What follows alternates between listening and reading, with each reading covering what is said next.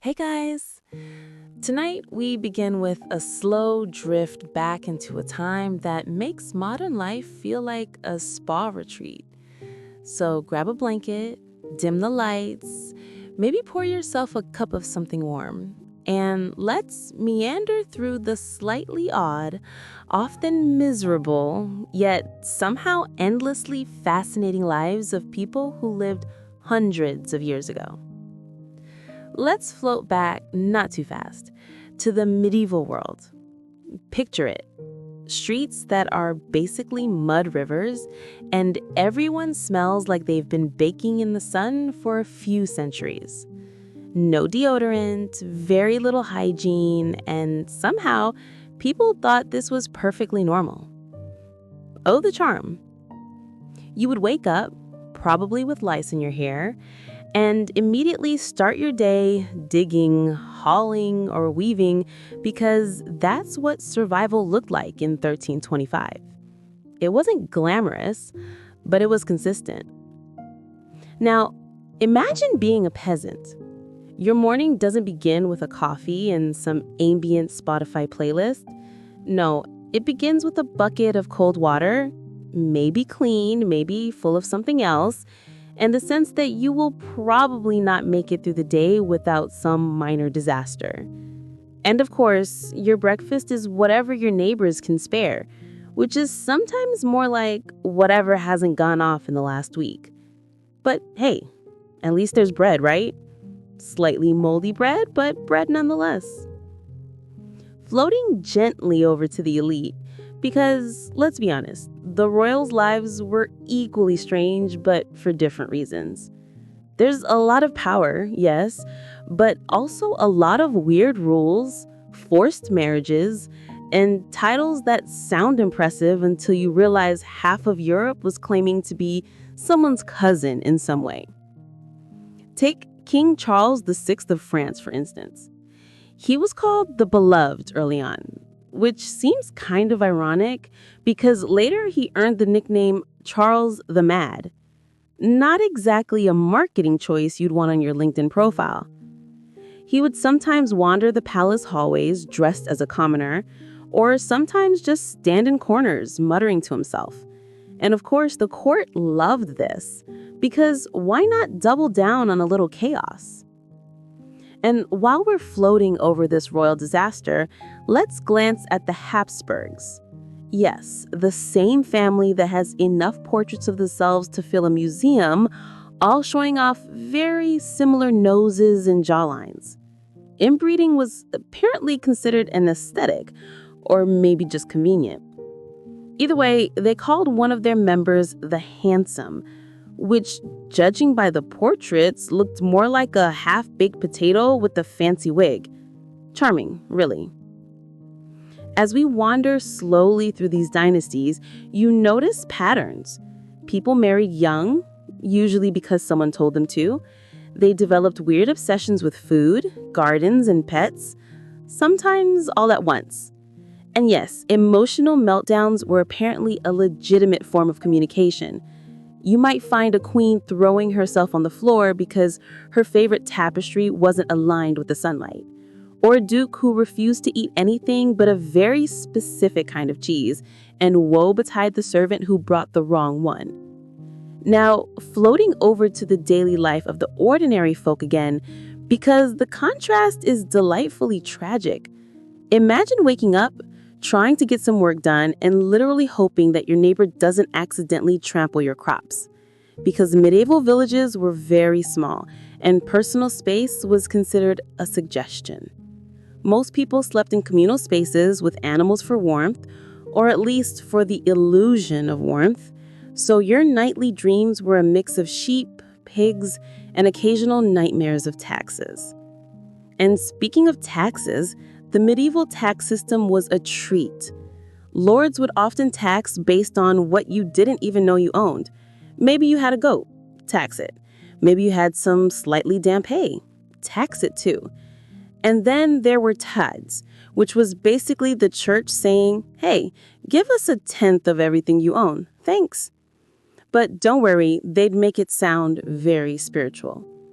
If you were a peasant, you'd look at all this and think, well, at least I'm still alive. Survival was the main hobby. Now, floating gently back to the elites, let's consider King Henry VIII's distant ancestors. They were charming in their own way. If you consider obsessive hunting, elaborate hats, and marrying for land rather than love charming. It's interesting to note that every single royal seemed to have a hobby, mostly consisting of riding horses or decorating castles with things that didn't necessarily make sense, like gold-plated chairs shaped like lions. And yes, they were all very serious about it. You wouldn't dare sit in a golden lion chair unless someone invited, mostly because someone could get offended, or worse, because it might collapse. And here's something delightful. Mental health was not really a thing. Kings and queens, dukes and duchesses all had quirks that today would land them multiple therapy sessions. Instead, back then, it was often explained as either divine will or occasionally witchcraft. So a king wandering the halls muttering about invisible enemies? Totally normal. The court just nodded along politely and kept passing him cheese platters. At this point, it's worth taking a slow breath, maybe stretch a little, and imagine being a child in these families. Not your regular bedtime stories. No, there is involved learning how to survive intrigue, avoid poisoning, though let's be honest, accidents happened, and somehow figure out how to look impressive in portraits for the future. And as we drift through these centuries, you begin to notice a comforting pattern. No one really had it all together. The royals, the peasants, the nobles, everyone was a little off-kilter. And maybe that's why history is so soothing to read at night. Because no matter how chaotic your life feels, someone, somewhere was probably wearing a potato wig and calling it fashion, or complaining that the sun hit their castle at the wrong angle. All right, let's float gently back into the medieval world, where the ground is mud, the water is questionable, and the idea of a shower is, well, non-existent. Imagine waking up in a tiny room, maybe shared with your siblings, maybe shared with your goat, and definitely shared with some fleas. And then you realize your day begins with a chore list that makes modern job boards look relaxing. First on the list, getting dressed. Clothes weren't exactly breathable. They were heavy, scratchy, and mostly brown or gray.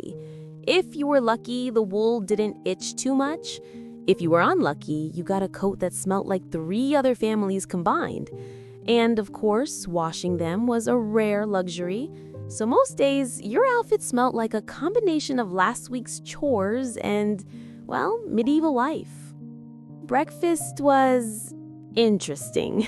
Sometimes it was porridge, sometimes bread, sometimes just whatever hadn't spoiled yet. And by spoiled, I mean you probably shouldn't eat it, but hunger is persuasive. Honey was a treat, but sugar was almost mythical. And salt? Salt was basically gold. You would sprinkle it carefully, like a wizard casting a spell, because one wrong pinch could ruin the entire meal. And yes, everyone ate with their hands. Forks were for nobles, and knives were mostly used for hunting or occasionally defending yourself from your neighbor's dog.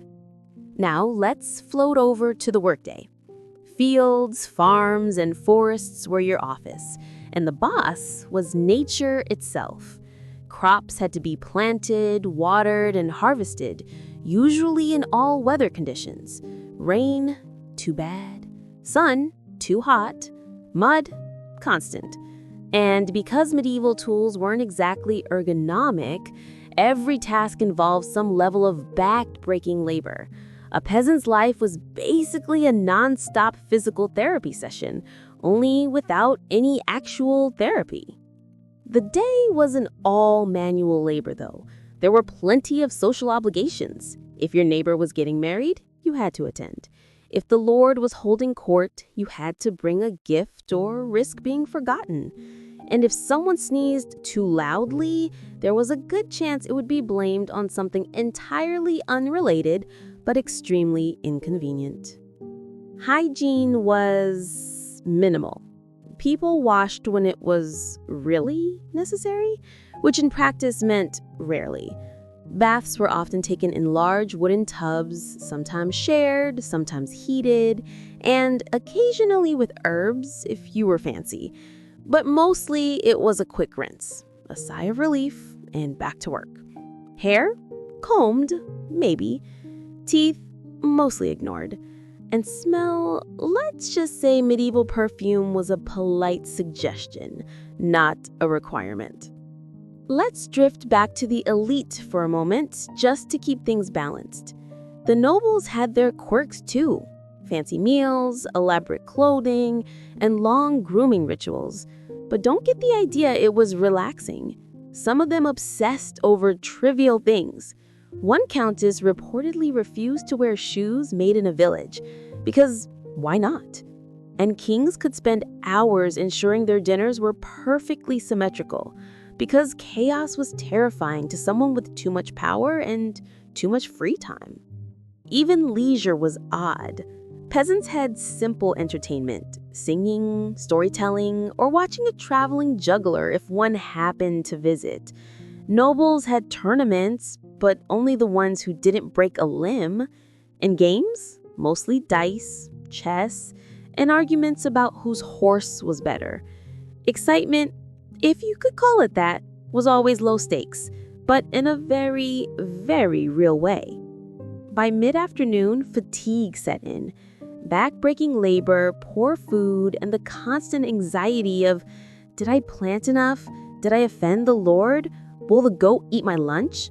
All started to weigh down the body and mind. And yet, people kept going. Because survival.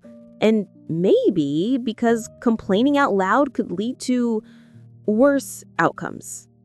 Dinner was a modest affair. Porridge, some bread, maybe a piece of cheese if fortune smiled.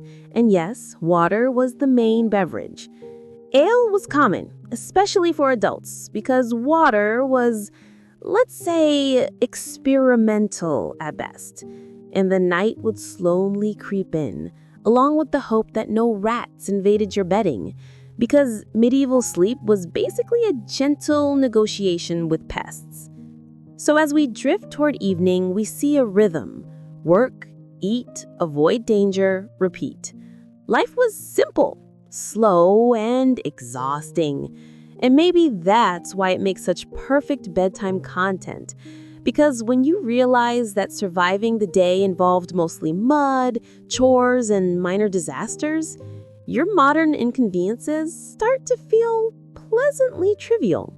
Now, let's drift gently into the part of the day that everyone technically looks forward to, even in the Middle Ages: meals. And by looks forward to, I mean finally a reason to stop digging in mud for a few minutes. Dinner, or lunch, depending on how your village arranged things, was simple, repetitive, and often a little questionable. For peasants, the mainstay was porridge. Not the fancy oatmeal you have now with maple syrup and berries. This was watery, grain-based porridge, occasionally flavored with whatever herbs happened to grow nearby.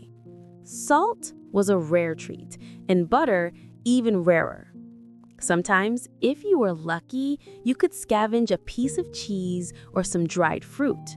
Mostly, though, it was soft, grayish, and filling enough to keep your stomach quiet while you returned to the mud. Bread was everywhere, though. Coarse, tough bread that required actual jaw work to eat. You didn't chew lightly. You chewed like your life depended on it. Because in some sense, it kind of did. And if you were really lucky, you had grains that were unspoiled, which was basically a miracle. Some days, you'd dip your bread into ale or water, mostly because beverages were part of the daily routine and, well, it softened the bread.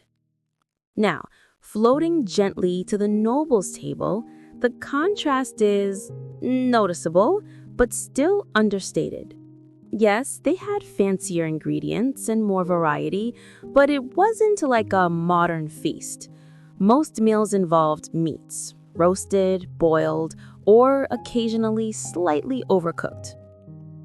Bread was softer, sometimes enriched with eggs or milk, and sauces were considered a mark of sophistication, often thick, brown, and applied with subtle artistry.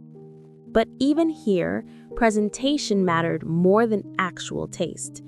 A noble might spend hours arranging their plate so that the gravy didn't accidentally touch the mashed root vegetables at the wrong angle.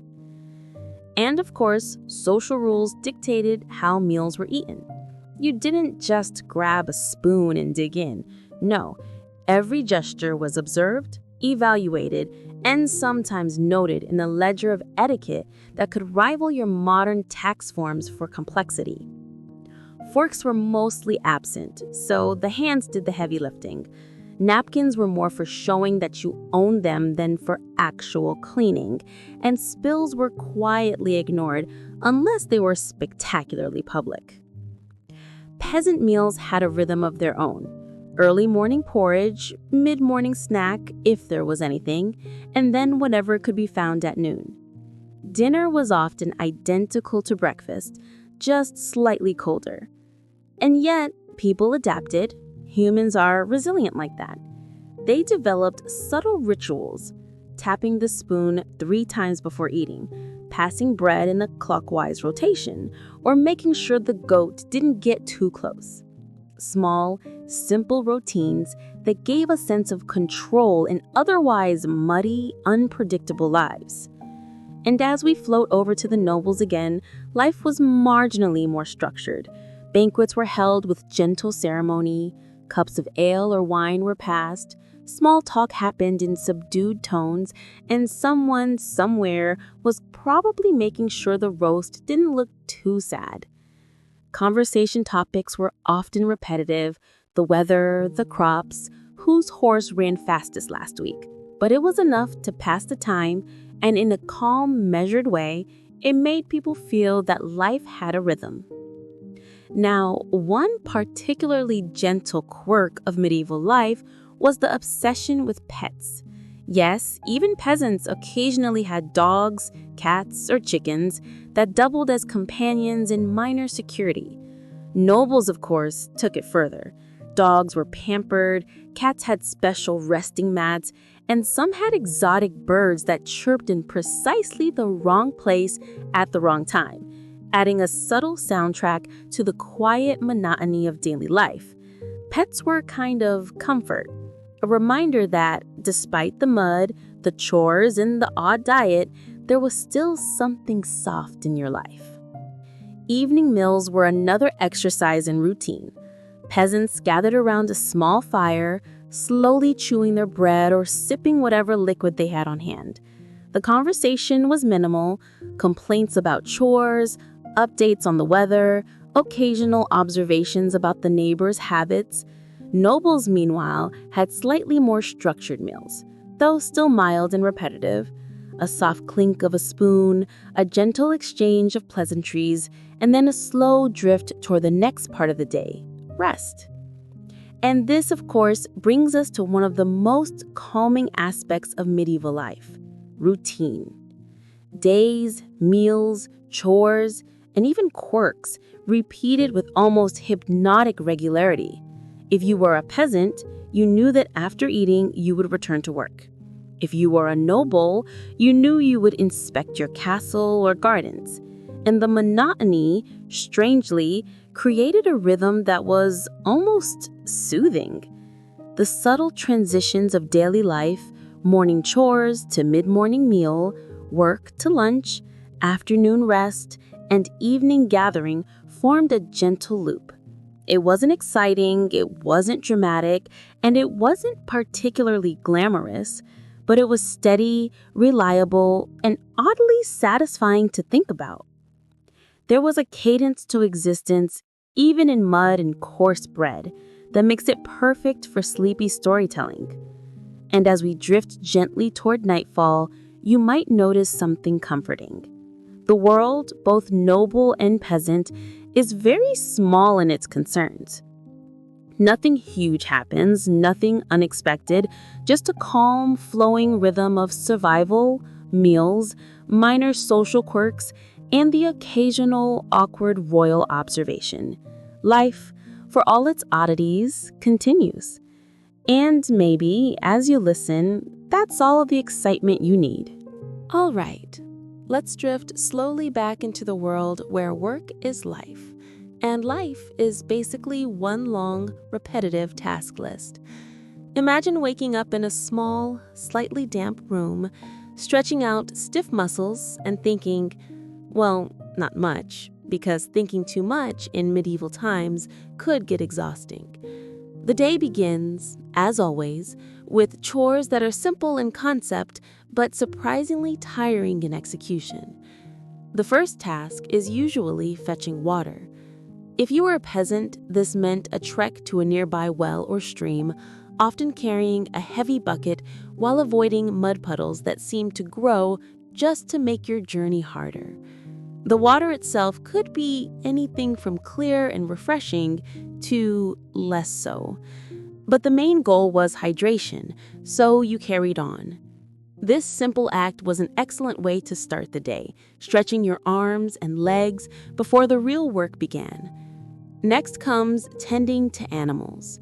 Chickens needed feeding, goats needed checking, and if you had a cow, milking became a careful dance of patience and mild frustration. Animals didn't care much for schedules or moods, which meant you had to adapt. Some days the cow would be cooperative. Other days it would decide that your ankle was the best place to test gravity. And yet, through this, a rhythm developed. A gentle ebb and flow that kept life steady. Then, of course, there were the fields. Planting, harvesting, weeding, and occasionally staring at crops while hoping they'd grow faster than the weeds. Tools were simple: hoes, rakes, and wooden plows. Ergonomics was not a consideration, and still, people worked diligently, discovering subtle efficiencies in movements and routines that modern observers might call primitive, but in truth were just the slow poetry of survival. While peasants toiled, hygiene remained minimal, and here's where life gets quietly amusing. Baths were rare, washing was more ritual than practical, and hair was combed when convenient. Dirt accumulated, smells mingled with mud and sweat, and yet life went on. There was a certain elegance in these practical compromises, an understated acceptance that cleanliness was a luxury, not a requirement. Even small acts like wiping hands on a cloth before eating were considered a tiny triumph. Let's float over to the nobles again. Their work was different, though still oddly mundane in its own way. Inspecting estates, checking ledgers, overseeing gardens, and occasionally worrying about the angle of sunlight in the dining hall. These were tasks of delicate precision. It sounds tedious, but there was a subtle satisfaction in ensuring everything was just right. The nobles, like peasants, operated in a rhythm. The difference was mainly the furniture, clothing, and slightly more comfortable shoes. Social interactions and daily tasks were another gentle rhythm. Peasants greeted neighbors with short exchanges, commented on minor mishaps, and slowly moved through chores in unspoken cooperation.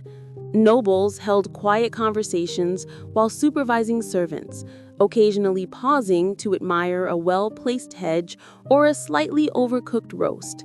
Everything was measured, calm, and predictable, perfect for a slow narration and ideal for a listener ready to drift into the medieval world without excitement or drama. Even the small errors of the day became part of the rhythm. A basket might tip over, a chicken might escape, or someone might spill water. These were minor setbacks, corrected without fuss, and then life continued. There's a strange comfort in this predictability.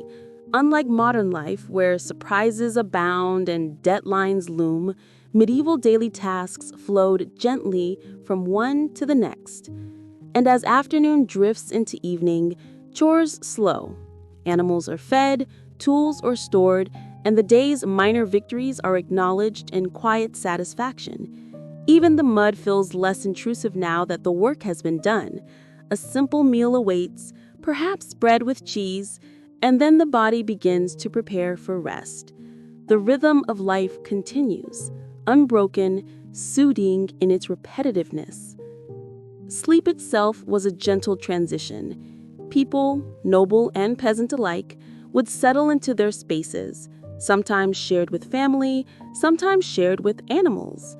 Beds were simple, blankets few, and comfort relative. But by now, fatigue dominates, muscles ache in a comforting way, and the quiet of the evening, interrupted only by distant animal sounds or the occasional creak of the house, provides the perfect lullaby.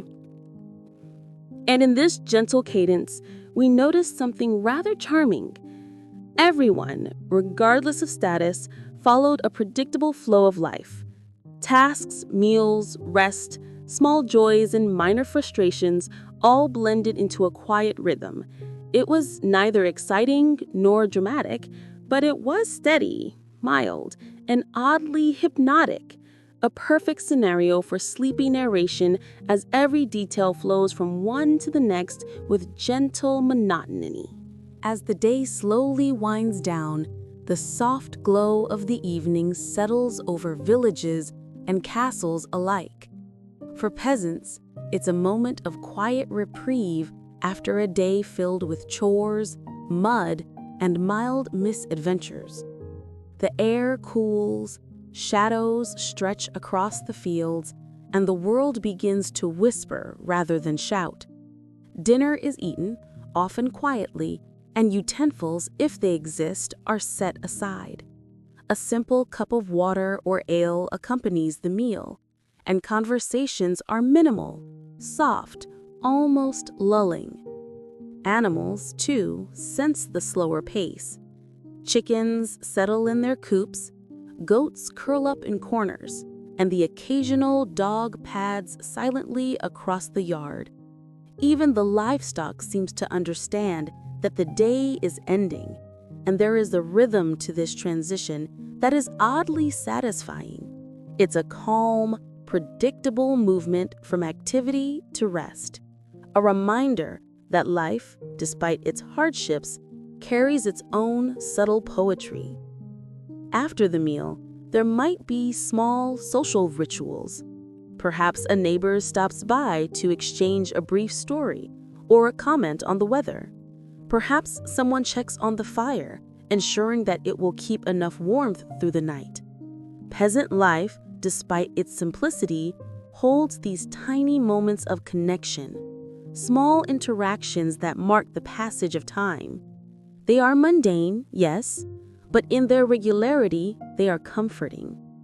For nobles, the evening carries similar but slightly more elaborate patterns. Dinner may have been followed by a quiet stroll through gardens, a check on the household staff, or a leisurely inspection of the castle's minor details. Conversations remain gentle, polite, and largely repetitive. Discussion of the day's chores, weather, or minor observations about the estate. Even the more privileged classes embraced routine, though they had the luxury of comfort, slightly softer beds, and sometimes pets that lounged elegantly in corners oblivious to the world. Hygiene in the evening remains a subtle affair, a quick rinse, perhaps some brushing of hair, and then a return to bed. Showers, as we now know them, are absent, but people have their ways of managing the basics. A gentle scrub with water, a swipe of cloth, or occasionally a shared bath if circumstances allow. Comfort is simple and pragmatic, a quiet acknowledgement that cleanliness is relative, and exhaustion often takes precedence over luxury. As night deepens, storytelling becomes a gentle pastime. Peasants might recount small events from the day, a chicken escaping, a goat misbehaving, a slightly amusing incident with a neighbor. Nobles may reminisce about minor accomplishments, the arrangement of gardens, or the curious behavior of their pets. These narratives are unhurried, calm, and largely self-contained. They are not exciting, not suspenseful, just quiet observations and reflections, perfect for a listener ready to drift into sleep. Bedtime itself is a slow, measured process. People settle into their resting places with an awareness of the rhythm of life. Blankets are arranged, heads rested, and the body begins to relax after the steady exertions of the day. The night air, cool and still, seeps gently through windows or cracks, adding a subtle, natural soundtrack to the final moments of wakefulness. Even in modest settings, there is a sense of comfort, a quiet continuity from one day to the next. It's also worth noting the small comforts of the evening, a favorite blanket, a pet curled nearby, or even the simple satisfaction of knowing that chores are complete for the day. These tiny details carry more weight than one might think. They are the subtle pleasures that create a gentle balance between hardship and contentment. And they repeat, quietly, night after night. Even in castles, where life might seem more ornate, the evening shares this calming rhythm. Quiet observation of the surroundings, gentle conversation, soft lighting from lamps or candles, and small, personal routines form a steady cadence. Nobles, like peasants, experience this gentle lull, a slow winding down from the activities of the day. The difference lies mostly in comfort and space, but the underlying rhythm, activity, followed by rest, remains the same. And so, as night embraces the medieval world, we see a universal pattern. Work, meals, minor social interactions, personal routines, and rest all flow gently into one another. Life, in its quiet monotony, becomes a rhythm that soothes rather than excites. Observing it, even in storytelling form, can be surprisingly relaxing. The small quirks, repetitive tasks, and understated comforts of the day create a cadence that lulls both listener and character toward calm. And finally, as the evening closes, it's easy to appreciate the gentle predictability of medieval life. No surprises, no drama, just the steady, flowing rhythm of living, tending, eating, interacting, and resting. It's a world that, while modest and often challenging, is filled with its own understated charm. And in this quiet reflection, we find a peaceful lull, the perfect companion for a calm, sleepy journey through history. As night fully settles over villages and castles alike, the medieval world softens into a quiet, almost meditative rhythm. The fires burn low, lamps flicker in the corners, and the gentle hum of nocturnal life fills the air. Dogs snuffling, chickens occasionally squawking from their coops, and the distant sounds of wind or a creek. For peasants, this is the time to finally pause, stretch out aching muscles, and sink into rest, however humble or shared their bedding might be. Beds were rarely luxurious. A straw mattress, perhaps topped with a thin blanket, provided basic comfort. Siblings or even animals sometimes shared the space, which could be a little snug, but also offered warmth. Nobles had slightly more elaborate arrangements, with feather-stuffed mattresses, multiple blankets, and perhaps a small pillow that had been fluffed with care. But regardless of status, sleep followed a simple, predictable pattern.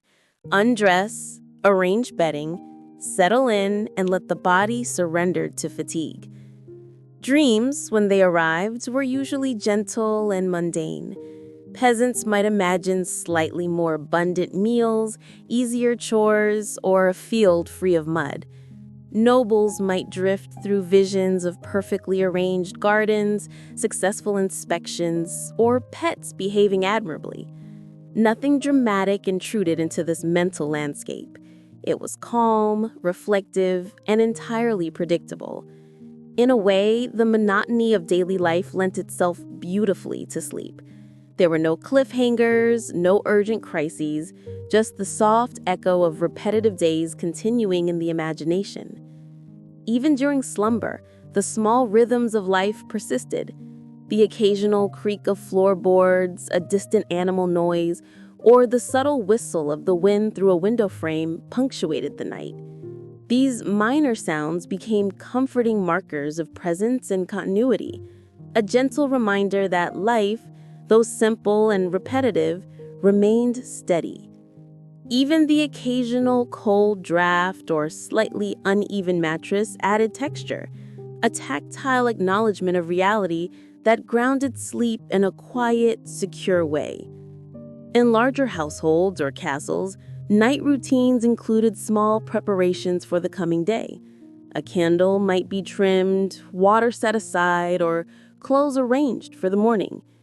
These tiny acts were deliberate and measured, extending the calm rhythm of life into the night hours.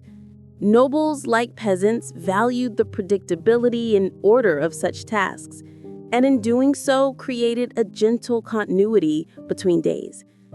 Pets, too, influenced the night. Cats curling at the foot of the bed, dogs lying nearby, and chickens quietly settling in coops provided subtle companionship. Their gentle presence reinforced the steady cadence of daily life, a reminder that even amid the repetitive routines, there were small comforts and familiar companions. This shared existence, simple and quiet, lent itself to calm reflection and gentle mental unwinding. One interesting aspect of medieval sleep was how closely it followed natural light. Without artificial lighting, people tended to sleep soon after dusk and rise with dawn. The body, unhurried and unpressured by clocks or schedules, adapted to the sun's rhythm. This natural alignment with day and night contributed to a steady, almost hypnotic cycle of rest and activity, a pattern that was repeated day after day. Nighttime also offered moments for quiet contemplation. A peasant might think briefly about the day's tasks, their modest accomplishments, or small social interactions. Nobles might reflect on household management, garden inspections, or the peculiar behaviors of animals or servants. These reflections were calm, unpressured, and entirely benign, a gentle mental echo of the day like a soft lullaby that reassures rather than excites. And so, as the medieval world sleeps, it rests in gentle predictability.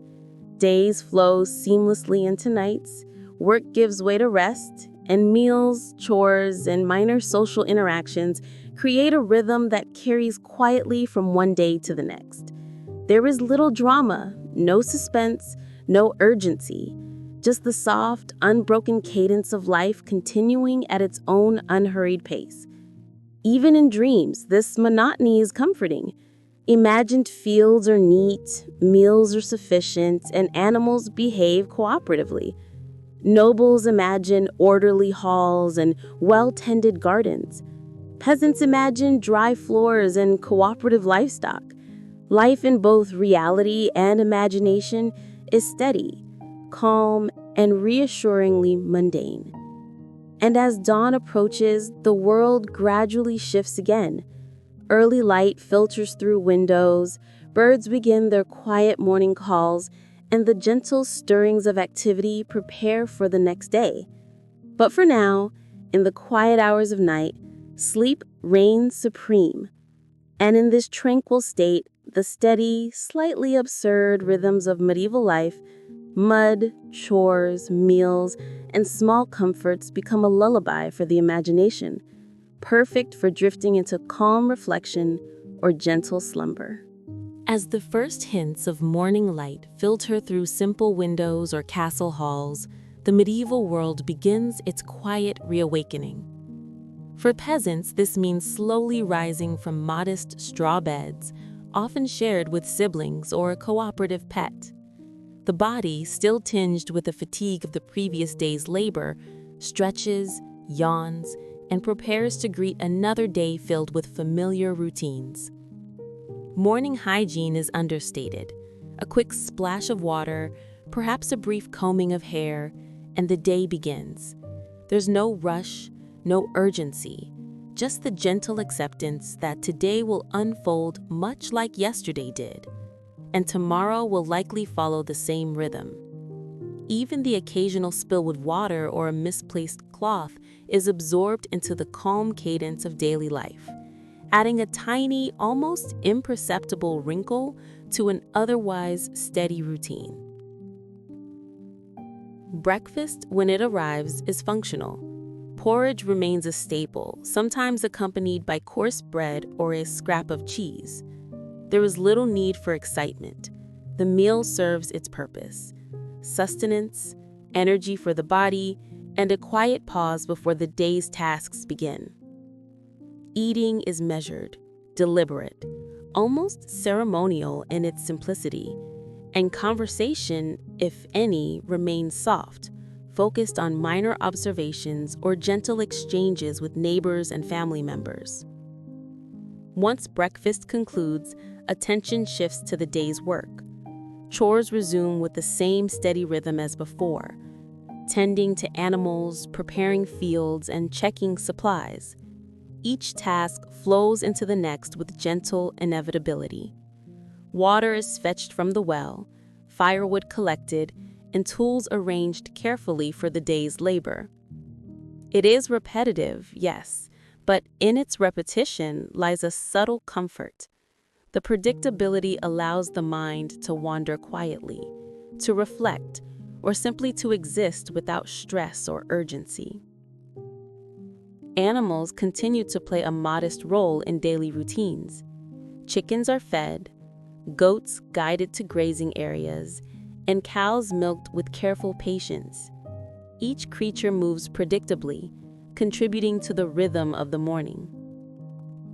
Even small disruptions, like a goat deciding that the farmer's shoe is the perfect object to chew, are absorbed into the calm flow, noted with a gentle sigh rather than surprise or frustration. Social interactions are similarly understated. A neighbor may exchange a greeting while passing through the village. A sibling might comment on the day's weather, or a child could offer a gentle observation about the condition of the fields. These exchanges are brief, polite, and entirely functional, yet they form a subtle network of connection that helps maintain the quiet cohesion of community life. For nobles, the morning carries similar patterns, albeit with slightly more comfort and formality. A stroll through the garden, a quiet check on household staff, and perhaps an inspection of ongoing tasks form the gentle cadence of their early hours. Clothing is arranged carefully, breakfast is consumed with understated grace, and small social interactions, conversations about the weather, estate management, or the progress of minor projects follow a soft, predictable pattern. Interestingly, the rhythm of the day is reinforced by the slow unfolding of light. Without artificial lighting, medieval people naturally aligned their activity with the sun. Tasks, meals, and rest were guided by daylight rather than clocks or schedules. This alignment produced a calm, unhurried flow that permeated all aspects of life. Morning followed night seamlessly, work followed breakfast, and the gentle transition from one period to another became a soothing pattern, almost meditative in its predictability. Even minor frustrations are absorbed into this rhythm. A spilled bucket of water, a mislaid tool, or a temporarily stubborn animal are simply minor deviations in the otherwise steady flow of life. They are acknowledged, corrected, and then life continues. There is no drama, No heightened tension, only the gentle persistence of routine, the small pleasures of accomplishment, and the soft continuity of another day beginning much like the one before. As the morning progresses, subtle opportunities for reflection emerge. Peasants may notice the sunlight on their fields, the shape of clouds, or the quiet behavior of animals. Nobles might observe the arrangement of garden paths, the performance of staff, or the gentle sway of trees in the breeze. These observations are calm, non-urgent, and lightly amusing, perfect for a mind ready to drift slowly through the details of life. And so, as we drift gently into the full morning, we see that the medieval day is a series of quiet transitions. Night to morning, sleep to wakefulness, rest to activity, all follow a soft, predictable pattern. There is little to startle, no urgent crises to resolve, only the continuous soothing motion of life flowing forward. The monotony is comforting, the small details are mildly engaging, and the rhythm itself becomes a lullaby for anyone listening. With morning established and tasks underway, the day stretches ahead, calm and unhurried. Work, meals, interactions, and reflections continue to flow seamlessly, and the gentle, predictable patterns of life provide a subtle reassurance. In this quiet, unexciting world, there is a strange elegance to repetition, a soothing comfort in the ordinary, and a perfect backdrop for gentle storytelling that eases the mind and encourages relaxation. As the morning slowly drifts into midday, the medieval world settles into a steady, almost hypnotic rhythm. Peasants continue their chores with measured patience, moving from one task to another like dancers in a calm, unhurried routine. The sun climbs, casting warm light over fields, homes, and pathways, and the day's rhythm becomes comforting in its predictability. By now, breakfast is a memory, and the body begins to seek minor sustenance. A small snack, perhaps a piece of bread or a few grains, may punctuate the morning's labor. It's a modest reward, barely noticeable in its simplicity, yet it maintains the gentle continuity of the day. Eating, as ever, is functional rather than exciting. Conversation is quiet, often limited to comments about the crops, animals, or the weather, soft exchanges that emphasize connection without demanding attention or energy. Midday chores are a continuation of the morning's activities. Water must be fetched, firewood adjusted, animals fed, and fields checked. Tools are handled with care, movements repeated from yesterday, last week, and perhaps last year.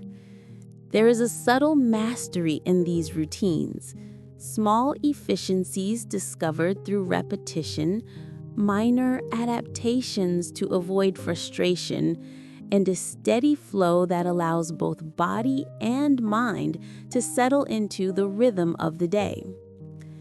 Animals remain companions and minor sources of entertainment.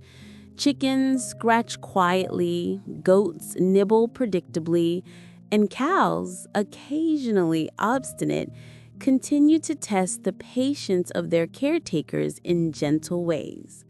Peasants, accustomed to these behaviors, observe them with calm amusement or quiet resignation. Even small mishaps, a tipped bucket or a misdirected step, become part of the day's gentle texture rather than disruptions. Midday social interactions are brief and understated.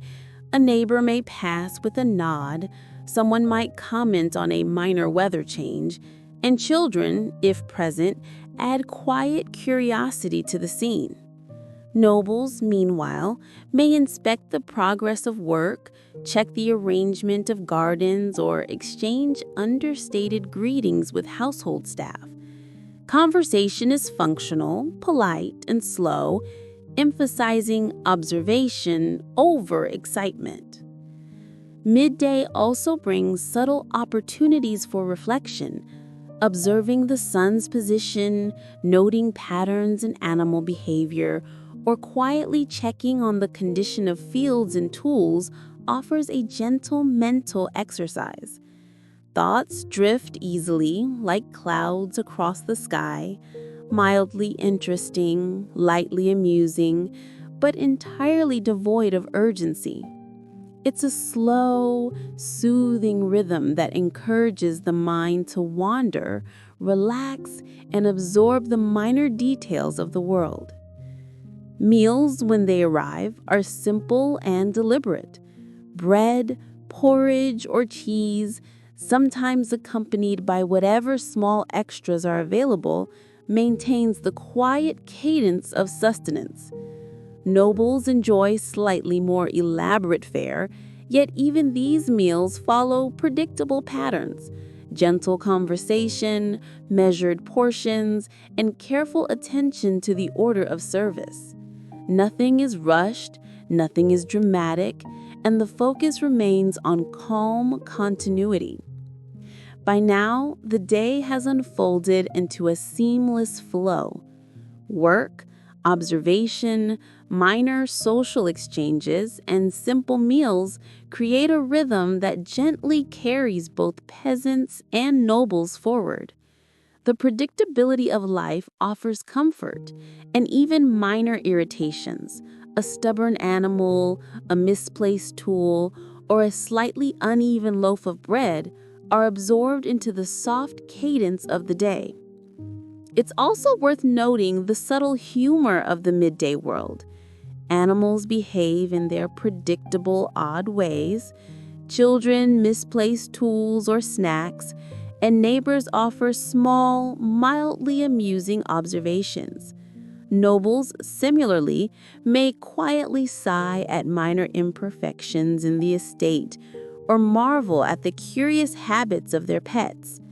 All of this contributes to a gentle, mildly entertaining texture to the day without introducing any excitement, suspense, or drama.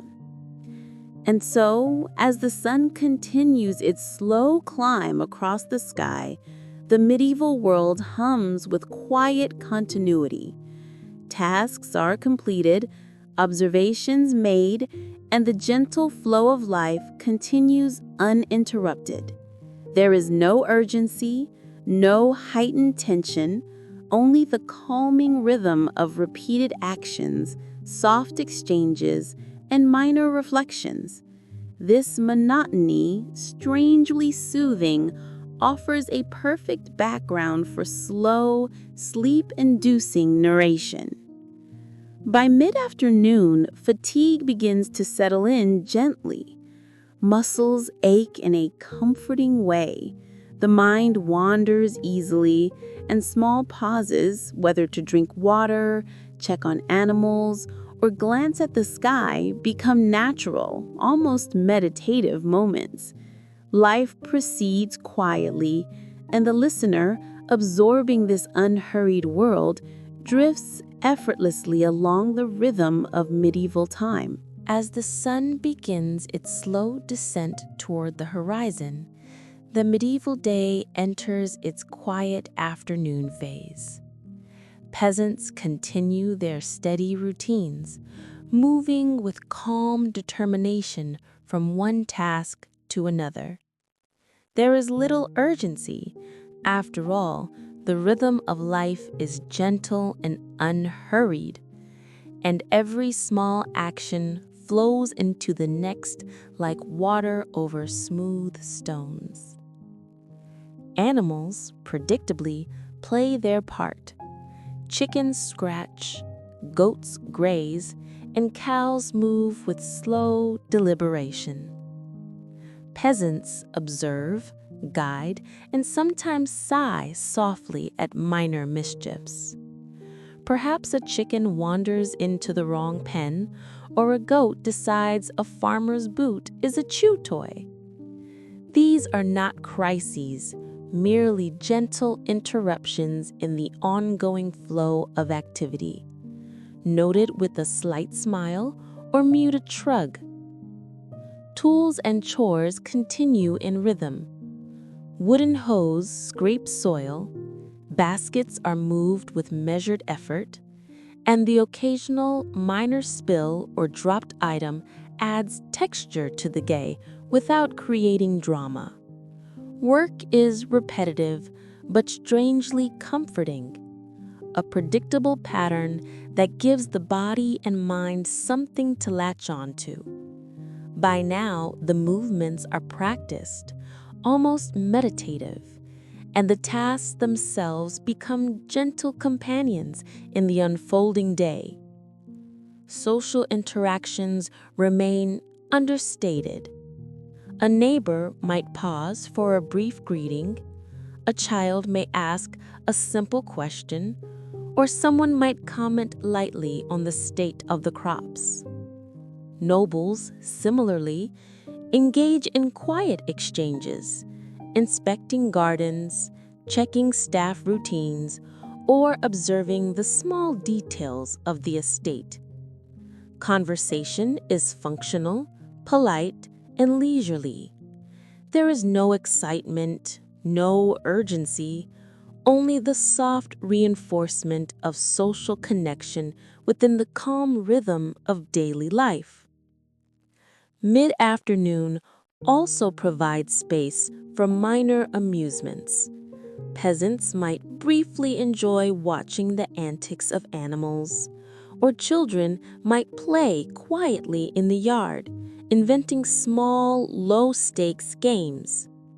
Nobles may quietly observe pets or admire the subtle arrangement of flowers and trees. These small pleasures are calm and undemanding, adding gentle variation to an otherwise predictable day. They are soothing, mildly interesting, and perfectly suited for the slow, sleepy narration style we are embracing.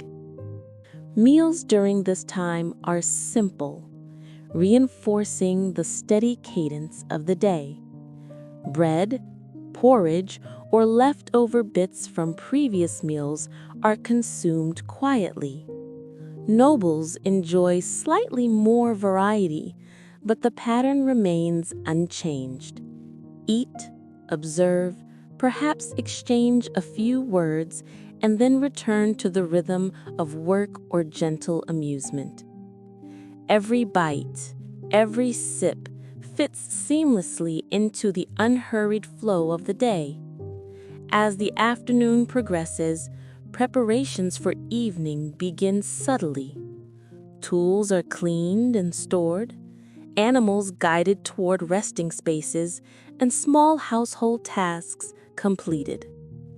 Nobles may adjust furnishings, inspect the estate one last time before dusk, or quietly plan for the next day. Every action is deliberate, calm, and unobtrusive, a gentle transition from the busy yet predictable daylight hours to the slower, reflective evening period. The day's subtle humor continues to present itself. A stray chicken may wander into a noble's garden. A goat might stubbornly resist being guided, or children may misplace a small item and then wander off with it, oblivious. Nobles, observing these minor oddities, might raise a quiet eyebrow or smile faintly. Peasants, accustomed to the rhythms and quirks of life, note them with mild amusement. All of these small events contribute to the gentle texture of the day without introducing drama, tension, or excitement. And so, as the sun slowly dips toward the horizon, the medieval world enters a state of calm anticipation. tasks are winding down, minor amusements have been enjoyed, and preparations for evening continue in measured, predictable fashion. The day flows smoothly, uninterrupted, and the rhythm itself becomes soothing, a gentle guide toward the coming night. By late afternoon, fatigue subtly settles in. Muscles ache in a familiar, comforting way. Minds wander lazily, and minor pauses become natural. Perhaps a quiet sip of water, a moment spent observing animals, or a brief stretch punctuates the final tasks of the day. Life continues gently, predictably, and without a rush, reinforcing the steady cadence that makes medieval existence oddly soothing when viewed from a calm, reflective perspective. As the sun begins its slow descent and shadows stretch across villages and castle grounds, the medieval world gently eases into early evening. Peasants, having completed the steady rhythm of morning and afternoon chores, start to transition toward quieter activities. There is no rush. The day's work has been done, and the body, though tired, moves with a familiar calm. Animals, too, respond to the changing light. Chickens settle into coops, goats find their favorite resting spots, and cows slowly amble toward barns or fenced areas. Peasants guide them gently, observing their behaviors with a soft amusement or quiet patience. These small interactions, repeated daily, form a subtle rhythm that soothes the mind and anchors the day's progression. Household tasks continue in understated fashion. Peasants might sweep floors, gather remaining firewood, or check on stored food supplies. Each action is simple, deliberate, and unhurried. Nobles follow similar routines, albeit with a touch more comfort, inspecting the estate, ensuring household staff have completed their duties, and occasionally making small adjustments to furniture or decor. The focus remains calm, functional, and mildly interesting, without drama or excitement. Early evening is also a moment for reflection. Peasants may glance over their fields, noting the growth of crops or the quiet sway of trees. Nobles may observe the subtle arrangement of gardens, the placement of objects in a hall, or the behavior of pets lounging lazily. These reflections are soft and repetitive, a gentle mental exercise that reinforces the steady flow of life. There is no urgency, only observation, mild amusement, and the quiet satisfaction of continuity. Meals, if taken at this time, are modest. Bread, porridge, or simple stews continue the predictable pattern of sustenance. Nobles enjoy slightly more elaborate options, but the rhythm remains unchanged. Eat slowly, observe surroundings, and allow conversation to drift lightly, without urgency or excitement. Every bite, every sip, integrates seamlessly into the calm cadence of the day. Even minor annoyances are absorbed into the flow. A stray chicken might wander across a courtyard, a goat might stubbornly resist guidance, or a small household item might be misplaced temporarily. These small deviations are noticed, acknowledged with a soft sigh or quiet smile, and life continues undisturbed. There is no drama, no heightened tension, only the gentle persistence of routine. Children, if present, engage in low-stakes amusements. A quiet game of arranging pebbles, observing animals, or playing with simple handmade toys provides a mild diversion. Nobles may watch pets or enjoy the soft movement of light across gardens. All activities, though subtly varied, remain calm, predictable, and soothing in their repetition. As early evening transitions to later hours, the rhythm of preparation for night becomes more apparent. Tools are cleaned and stored, animals are settled, and small household chores are finalized. Nobles may adjust lighting, check on sleeping arrangements, or quietly inspect minor details of the estate. Each task flows naturally, marking the passage from active day to calm night. And in this period, there is space for gentle reflection. Peasants may think about minor accomplishments, the state of fields, the behavior of animals, or the soft cooperation of neighbors. Nobles reflect on the completion of inspections, successful coordination of household staff, or amusing observations about pets or garden arrangements. These thoughts are calm, mild, and repetitive, reinforcing the soft rhythm of the day rather than introducing tension or excitement. By late evening, the world collectively eases into calm anticipation of rest. Bodies ache pleasantly, minds wander lazily, and minor pauses, sips of water, stretches, or quiet observation of surroundings become natural. Life continues in a gentle, predictable cadence, offering comfort through repetition and understated order. And so, as the medieval day slowly closes, the steady patterns of work, meals, minor social exchanges, and reflection merge seamlessly into the approaching night. There is no rush, no drama, and no surprises, only the calm, flowing rhythm of life gently guiding both peasants and nobles toward rest, reflection, and the soothing continuity of tomorrow. As the evening fades fully into night, the medieval world becomes quiet, almost hushed. Fires burn low, lamps flicker faintly in castle halls or small cottages, and the soft murmur of animals settling into sleep fills the background. For peasants and nobles alike, it's a moment to transition from activity to rest, a subtle winding down that closes the day gently. Peasants, having completed their chores and minor tasks, move toward their modest sleeping spaces. Beds are simple, straw-stuffed mattresses, thin blankets, and occasionally a small pillow or two. Family members may share the same bedding, and sometimes a pet joins in for warmth or companionship. It is cozy in a practical, understated way. Nobles, on the other hand, enjoy feather-stuffed mattresses, multiple blankets, and slightly more ornate arrangements. Even so, the act of settling into sleep is calm, deliberate, and ritualistic. Before sleep, there are small, unhurried tasks to perform. A final sweep of the floor, ensuring tools and household items are stored, and perhaps a last glance at animals or windows.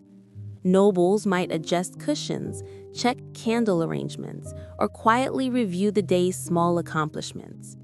Each action is purposeful yet gentle, reinforcing the soft rhythm of life rather than introducing urgency. Hygiene routines remain subtle.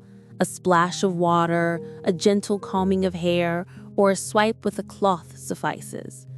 Cleanliness is relative, comfort minimal, but the focus is calm preparation for rest rather than indulgence. Small deviations, like missing a spot of dirt or a slightly ruffled blanket, are noted without fuss, absorbed into the soft, predictable flow of nighttime routines. Meals, if taken this late, are light and functional. Bread, a bit of cheese, or leftover porridge provides minimal sustenance before sleep. Nobles might enjoy a slightly more substantial option, but even this is consumed slowly in a quiet, measured manner. Conversation is soft, polite, and occasional, just enough to maintain a gentle connection without demanding attention or energy. Animals settle for the night as well. Chickens roost quietly in their coops, goats curl in corners, and cows rest peacefully. Pets, for those who have them, add subtle companionship. A cat draped lazily at the foot of the bed, a dog curled nearby, or even a bird that murmurs softly. Their presence reinforces the gentle cadence of the evening, creating a calm environment for reflection and rest. Evening reflection is understated and soothing. Peasants may think about minor accomplishments, a field that grew slightly better than expected, an animal behaving unusually well, or a neighbor's small kindness. Nobles may reflect on orderly household management, minor successes in garden arrangements, or the peculiar yet amusing habits of pets. These thoughts are calm, repetitive, and lightly amusing, creating a mental backdrop that is relaxing rather than stimulating. Children, if present, are guided gently toward sleep. A soft story or whispered observation may accompany them, but the focus remains calm and measured.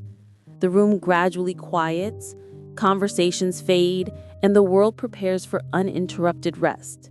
Nobles, too, might enjoy small routines, adjusting bedding, checking that lamps are safe, or noting minor details of the household. These simple acts reinforce order and continuity. By now, the body begins to relax fully. Muscles ache in a familiar, comforting way, and minds drift lazily between thoughts and near sleep. The rhythm of the day, work, meals, chores, minor social interactions, merges seamlessly into the rhythm of night. The monotony, repetitive yet reassuring, acts as a lullaby, guiding both listener and historical figures toward restful sleep. And so, as night deepens, the medieval world rests. There is no drama, no suspense, no urgency, only calm, predictable patterns. Life moves softly, quietly, and steadily forward. The continuity of routines, the gentle companionship of animals and family, and the understated reflection on small accomplishments all blend into a soothing, sleep-inducing cadence. It is a perfect example of life's quiet rhythm, unexciting, mildly amusing, and gently hypnotic. Finally, with the last breaths of activity fading into darkness, the world sleeps. Peasants, nobles, and animals alike enter the calm embrace of night. Small rituals, minor observations, and the gentle predictability of daily life create a comforting lullaby. It is in this quiet, ordinary rhythm that the medieval day closes, steady, flat, mildly interesting, and endlessly soothing. As night slowly dissolves into early morning light, the medieval world begins its quiet, predictable cycle once more. The first hints of sun filter through windows, illuminating cottages, barns, and castle halls in soft, gentle hues. The world seems to yawn collectively, stretching into a new day that promises calm repetition, modest accomplishments, and subtle, low-stakes interactions. Peasants wake gradually. Muscles ache pleasantly from yesterday's labor, and bodies stretch slowly into readiness for another day. Straw mattresses, thin blankets, and sometimes the warmth of a sibling or a loyal animal provide a cozy, practical environment for rest to give way to movement. Nobles rise in slightly more comfortable surroundings, yet their routine remains similarly slow, deliberate, and devoid of urgency. Morning hygiene follows familiar patterns: a splash of water, a gentle combing of hair, and a quick adjustment of clothing. Cleanliness remains relative and functional, a practical preparation rather than a luxurious indulgence. Even small imperfections, slightly rumpled bedding, dirt on hands, or a stubborn lock of hair are accepted quietly, a subtle nod to the realness of life. Breakfast is simple but sufficient. Bread, porridge, and occasionally a small bit of cheese provide the energy for the day ahead. Nobles might enjoy slightly richer fare, but the meal remains calm, quiet, and deliberate. Conversation, if it occurs, is soft and functional, covering minor observations about the weather, fields, or household matters.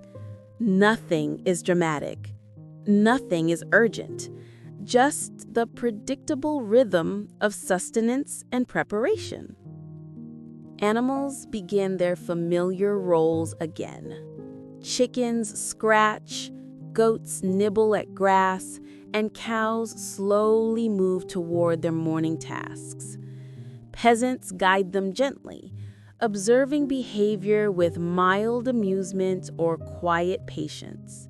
Nobles, if they have pets, may watch with faint smiles or gentle sighs at the minor quirks and habits of animals. The repetition is comforting, a gentle reminder that life, though monotonous, is reliably continuous. Daily chores resume again, much like yesterday. Water is fetched, firewood adjusted, fields tended, and tools organized. Every movement carries the familiarity of practice, the rhythm of repetition that soothes both body and mind. Even minor interruptions, a misbehaving animal, a dropped tool, or a spilled bucket, are absorbed calmly into the day's flow, noted, corrected, and then seamlessly incorporated into the ongoing routine. Social interactions remain understated and functional. A neighbor may pass with a nod, a sibling might comment softly on the weather, or children could wander quietly with a minor question. Nobles maintain their gentle interactions, supervising staff, checking on minor household tasks, or observing gardens and pets. The exchanges are polite, unhurried, and mildly amusing in their repetition. There is no urgency, no dramatic tension, no cliffhangers, only calm, flat, and mildly interesting existence. In this cyclical rhythm, the medieval world teaches a subtle lesson. Life, when stripped to its basics of work, sustenance, social connection, and rest, carries its own gentle elegance. It repeats, flows, and continues.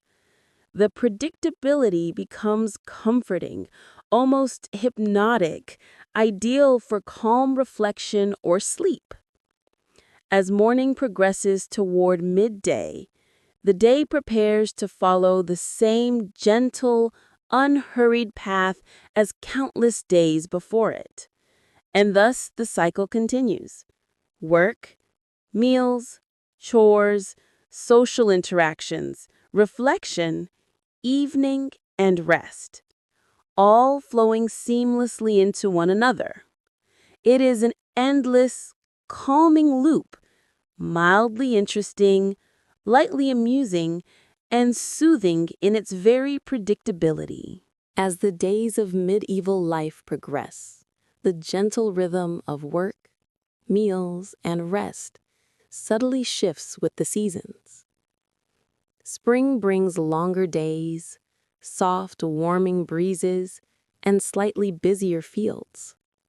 Peasants, energized by the milder weather, tend to planting and care for growing crops.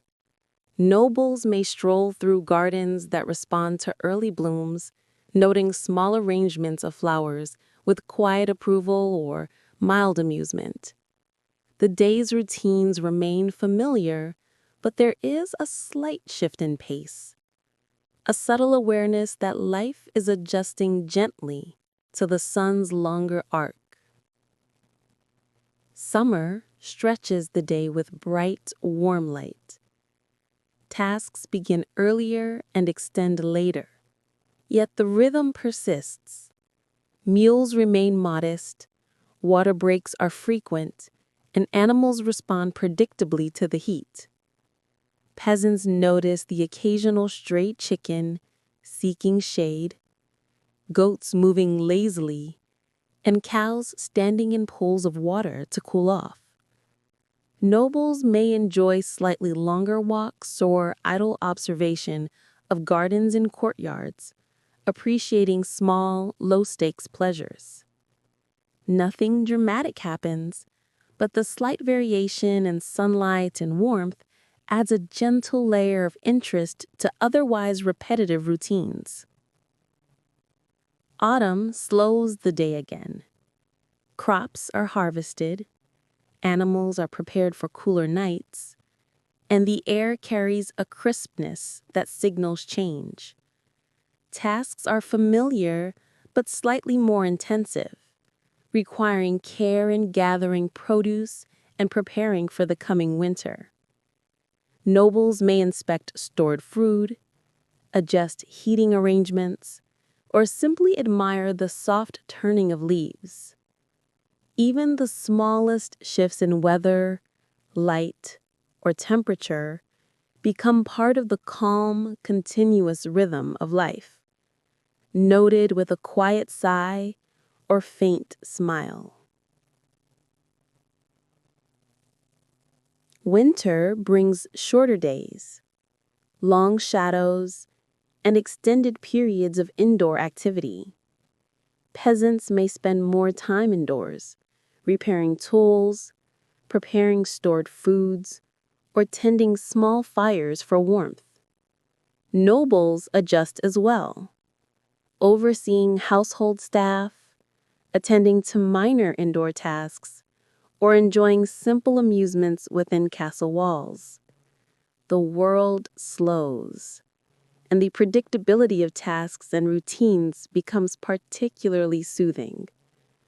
Snow, frost, and long nights add texture to daily life without changing its fundamentally calm, repetitive nature.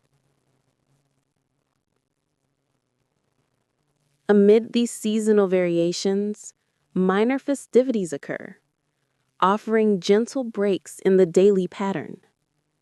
Harvest celebrations, local fairs, or small communal gatherings provide low-stakes amusement. Music, if present, is soft and rhythmic, often performed with modest instruments. Dancing is minimal, conversation is quiet, and the overall effect is calm enjoyment rather than excitement or spectacle. Nobles may host small dinners, observe games, or enjoy subtly amusing observations of guests and pets. Peasants might exchange a baked good, remark on the season's progress, or participate in simple cooperative games. These events are gently entertaining, reinforcing community connections without disturbing the overall rhythm of life. The passage of time, marked by days, weeks, and months, is subtle yet noticeable.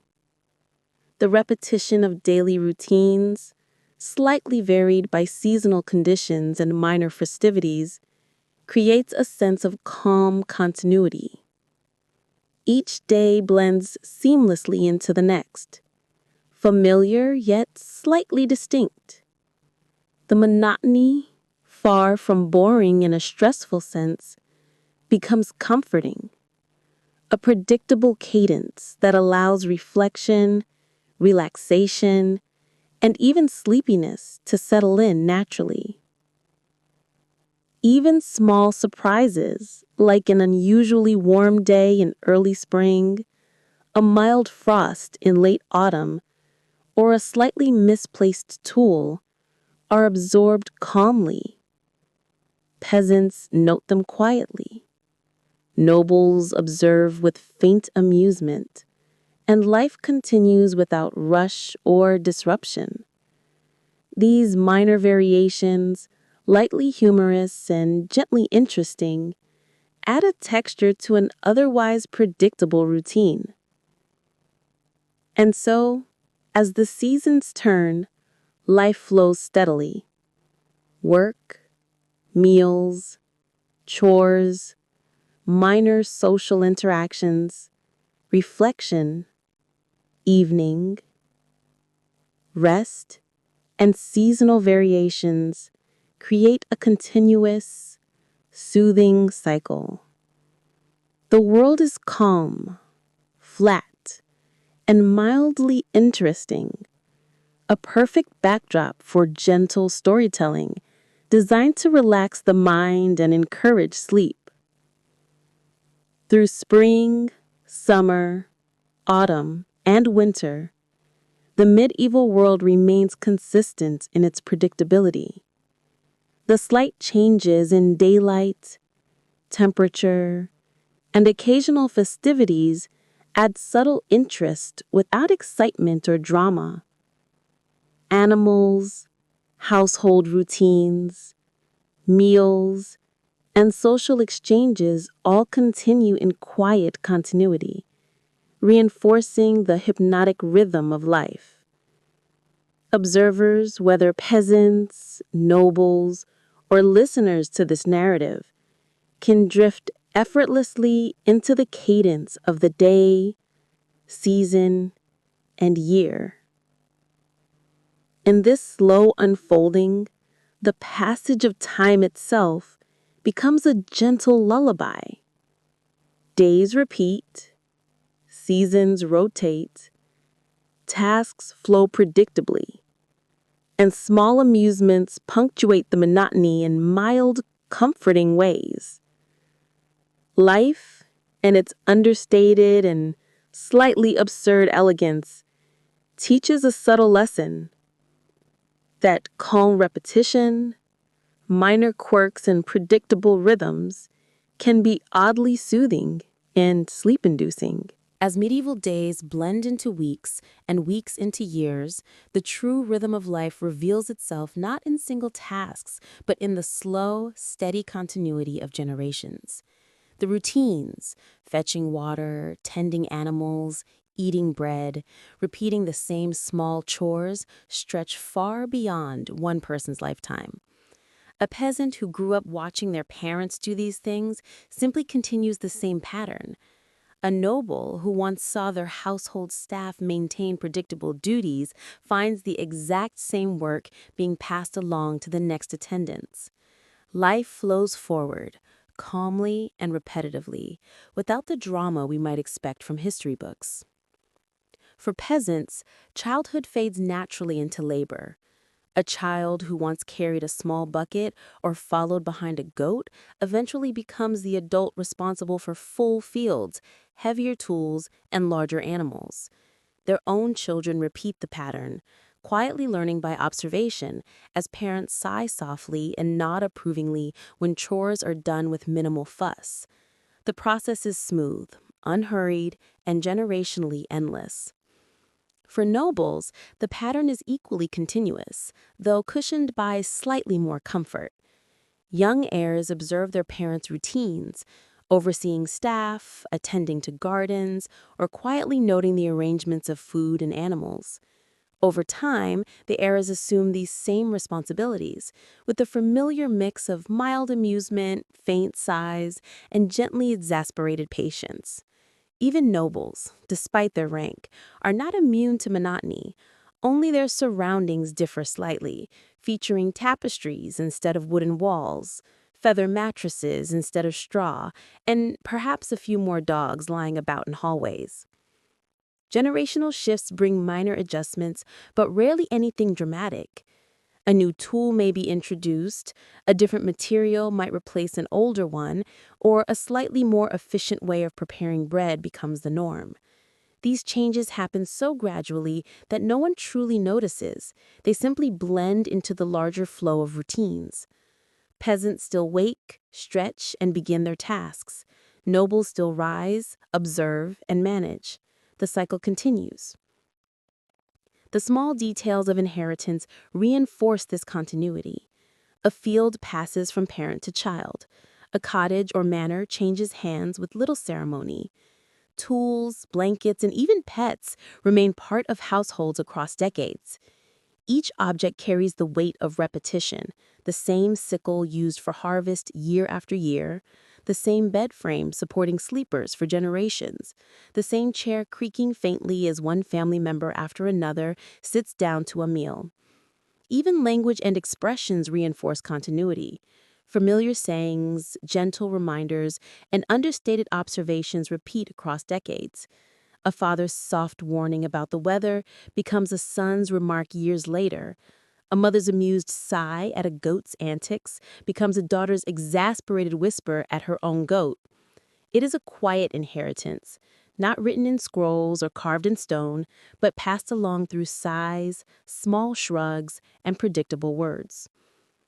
Life milestones, too, follow this calm rhythm. Births, marriages, and deaths occur, but they are folded seamlessly into daily routines. A child is born, but the chickens still need to be fed. A marriage is celebrated, but the bread still must be baked. A death occurs, but animals still stir at dawn. Life does not stop, nor does it dramatically accelerate. It simply continues, gently absorbing change into the broader cycle of work, meals, reflection, and rest. Seasons reinforce the generational cycle. Children grow up knowing that spring means planting, summer means long days, autumn means harvest, and winter means slower rhythms. The cycle becomes second nature, and soon they cannot imagine life otherwise. Adults pass this knowledge casually, not through formal instruction, but through repetition. Planting alongside parents, herding with siblings, and repairing tools in winter by simple observation. Nobles, meanwhile, pass down traditions in slightly more ceremonial ways, but the underlying rhythm remains unchanged. An heir learns how to supervise servants, arrange small feasts, or gently scold pets by observing their parents. They inherit not only land and titles, but also the predictable, calm responsibilities of overseeing a household that functions almost identically year after year. The nobility, despite their wealth, are still bound by the same monotony of daily cycles, just padded with better blankets. Generational continuity makes history itself feel slow and hypnotic. Changes occur, yes, but they are subtle. A child grows into adulthood, takes on tasks, and eventually passes them along to the next generation. Families, whether peasant or noble, measure progress not in dramatic shifts, but in the small satisfaction of fields tilled, bread baked, animals tended, and beds warmed. This quiet rhythm becomes their legacy. And so medieval life unfolds not in sharp events, but in an ongoing flow of repetition, passed along gently from one generation to the next. It is a lullaby of tasks, a steady murmur of continuity, mildly amusing in its quirks and endlessly soothing in its predictability. For those living it, the monotony simply is. For us observing it now, it becomes a calm reminder that life's real history often lies not in drama or battles, but in the soft, repetitive footsteps of people who simply kept going, day after day, generation after generation. As medieval routines stretch across years, the subtle process of aging quietly weaves itself into daily life. Unlike the sudden shocks of modern medical charts or birthday milestones, aging then was gradual, slow, and deeply woven into the cycle of work, meals, and sleep.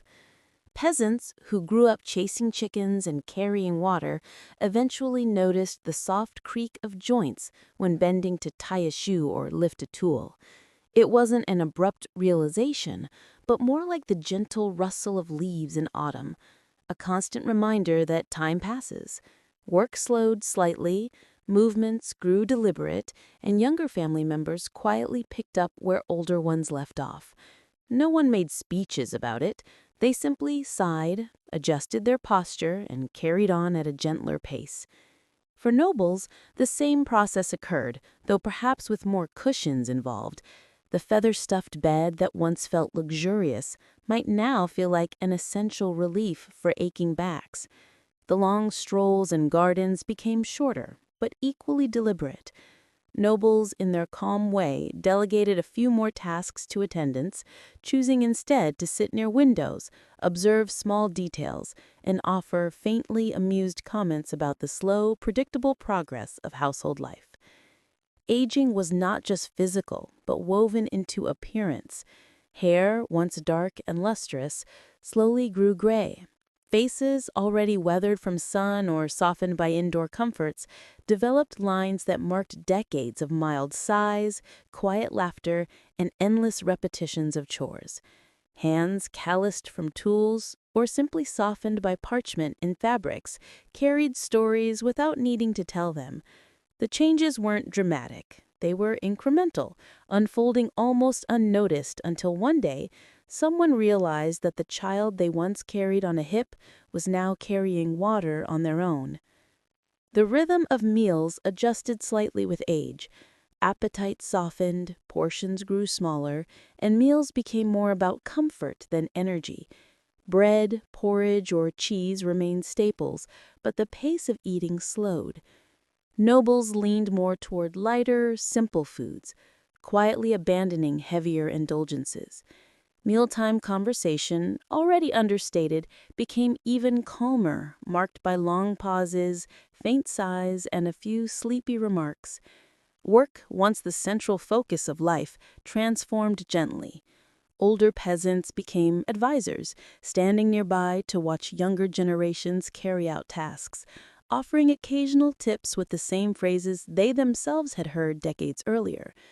Nobles shifted from direct oversight to passive observation, their mild amusement and faintly raised eyebrows serving as the household equivalent of mentorship. The slow decline was not tragic, it was practical, predictable, and woven naturally into life's continuity. Social roles shifted accordingly. Older peasants might sit by firesides, offering quiet remarks about the weather, fields, or animals, while their children performed the labor. Nobles now, less mobile, became sources of stories, retelling mildly amusing family anecdotes, commenting softly on generational quirks, and occasionally falling asleep mid-conversation. Their presence carried weight not through action, but through calm continuity, a reminder that life simply moves forward generation by generation. Evenings grew quieter for the elderly. Instead of bustling with minor chores or extended conversation, nights were marked by rest, reflection, and early retreat to bed. Straw mattresses felt softer, blankets more appreciated, and the flicker of lamplight carried a gentle comfort. Nobles, surrounded by heavier drapes and thicker bedding, leaned into comfort with a faint sigh, watching pets curl nearby as attendants quietly dimmed lights. The calm predictability of bedtime became even more central, a daily ritual that reassured them that all was well. Seasons, once an opportunity for active work, became instead moments of observation. Older peasants watched younger hands plant fields in spring, harvest in autumn, and tend animals in summer and winter. Nobles, meanwhile, gazed at gardens or firesides, noting the same changes they had seen countless times before, with only a faint smile to mark recognition. Time now was less about doing and more about witnessing. Aging was not marked by dramatic events, but by subtle shifts. Slower walks, longer pauses, smaller meals, and more frequent naps. It was a gentle surrender to the body's rhythm, accepted without resistance. No one expected to defy time. They simply adjusted, sighed softly, and carried on in the same predictable cycle of life. And so the decades drifted by. One generation passed into another, old roles gently replaced by new, and the rhythm of medieval life continued without interruption. Aging was not a disruption, but a natural step in the flow of tasks, meals, rest, and reflection. Life remained calm, mildly amusing in its small quirks, and endlessly soothing in its predictability. As individuals aged and passed routines down to children, entire communities developed their own slow, steady rhythm. Villages, castles, and manors were not just collections of buildings, they were patterns of life repeating endlessly. From morning until night, season to season, decade to decade, communities moved in calm synchrony, rarely disrupted, always flowing gently forward. A village's daily soundscape was predictable. Roosters crowed, animals shuffled, buckets clinked at wells, and the muffled chatter of neighbors drifted across fields. These sounds did not vary much from year to year. A child born into the village might one day grow old to the same rooster calls, the same water splashing into buckets, the same faint complaints about the weather. Life was not defined by novelty, but by the reassurance that things sounded and looked almost exactly as they always had. Castles, though larger and more impressive, followed the same predictable rhythm. Doors creaked open at the same hours, attendants moved through halls in their well-practiced routines, and kitchens produced meals in their slow, steady cycles. Nobles drifted in and out of rooms, occasionally observing, occasionally sighing at minor disruptions, but mostly leaning into the comforting monotony. Even the grand halls, decorated with tapestries or furniture, were more stages for repeated actions than sites of dramatic events. Meals were served, conversations murmured, candles lit and then extinguished, over and over. Communities as a whole reinforced this rhythm. Neighbors exchanged the same polite greetings, shared the same complaints about fields or animals, and attended the same small gatherings year after year. The faces might change with age, but the words and tone remained eerily consistent.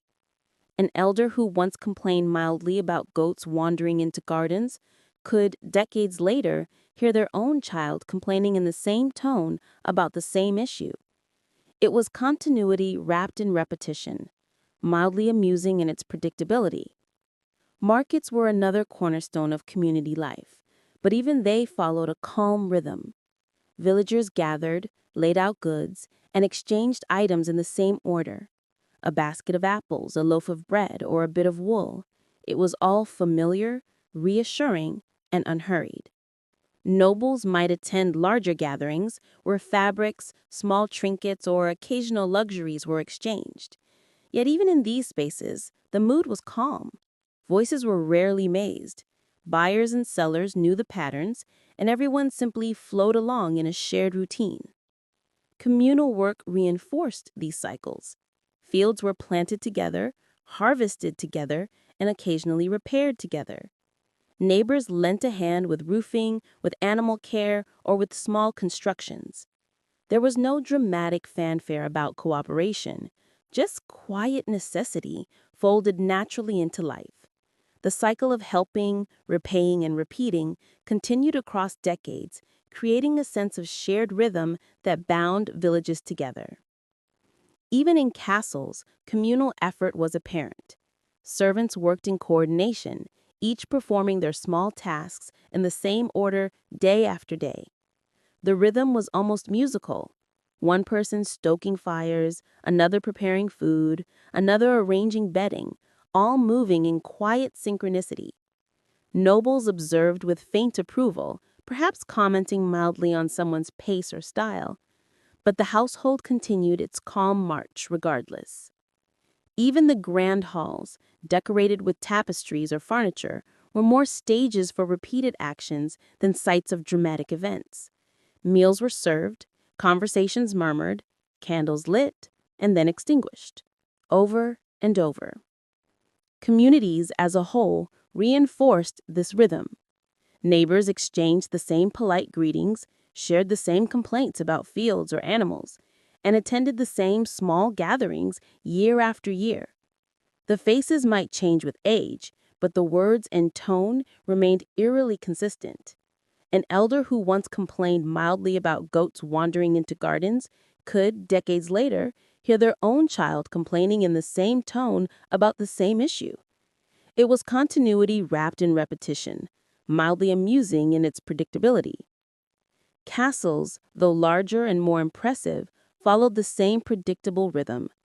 Doors creaked open at the same hours, attendants moved through halls in their well-practiced routines, and kitchens produced meals in their slow, steady cycles. Nobles drifted in and out of rooms, occasionally observing, occasionally sighing at minor disruptions, but mostly leaning into the comforting monotony. Even the grand halls, decorated with tapestries or furniture, were more stages for repeated actions than sites of dramatic events. Meals were served, conversations murmured, candles lit, and then extinguished, over and over. Communities as a whole reinforced this rhythm. Neighbors exchanged the same polite greetings, shared the same complaints about fields or animals, and attended the same small gatherings year after year. The faces might change with age, but the words and tone remained eerily consistent.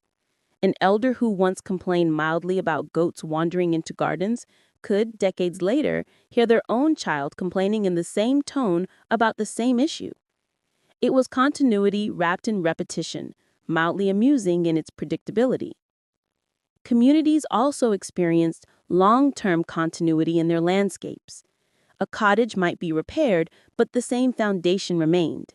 Fields stayed in the same place, paths curved along the same routes, and wells provided water from the same sources. Castles stood solidly, their walls aging but enduring, watching over generations who lived nearly identical lives beneath them. The sense of place was deeply tied to routine, unchanging, steady, mildly comforting. Over time, children who once ran in fields grew into adults maintaining them. Villagers who once gossiped at wells aged into elders watching others gossip in the same tone. Nobles who once observed gardens in youth later watched the same gardens in old age, commenting on their mild beauty with the same weary amusement. Communities absorbed these generational shifts smoothly, without drama, because continuity was their essence. Even memory reinforced the rhythm. Elders recalled how things used to be, only to describe conditions nearly identical to the present. Slight exaggerations aside, most stories were reminders that life had always been the same and would likely continue unchanged. This predictability became its own kind of comfort, an endless cycle that required no reinvention, only gentle participation. And so, entire communities embodied continuity. Villages, castles, and manors moved in predictable patterns, day after day, season after season, generation after generation. The cycle was mildly amusing in its quirks, soothing in its predictability, and oddly hypnotic when described aloud. Nothing shocking, nothing dramatic, just the quiet reassurance that life, in all its simple rhythms, carried on. In our modern world, time feels sharp and exact. We glance at glowing numbers on a screen, measuring every passing second. Medieval people, however, experienced time in a much softer, blurrier way. They didn't count down to the minute. They floated along in rhythms guided by bells, candles, and the occasional rooster who, as usual, thought he was in charge. Let's start with church bells. Though don't worry, we won't wander into belief or doctrine, just the practical mechanics. Bells were the medieval equivalent of alarm clocks, except instead of buzzing on your nightstand, they echoed across fields and villages.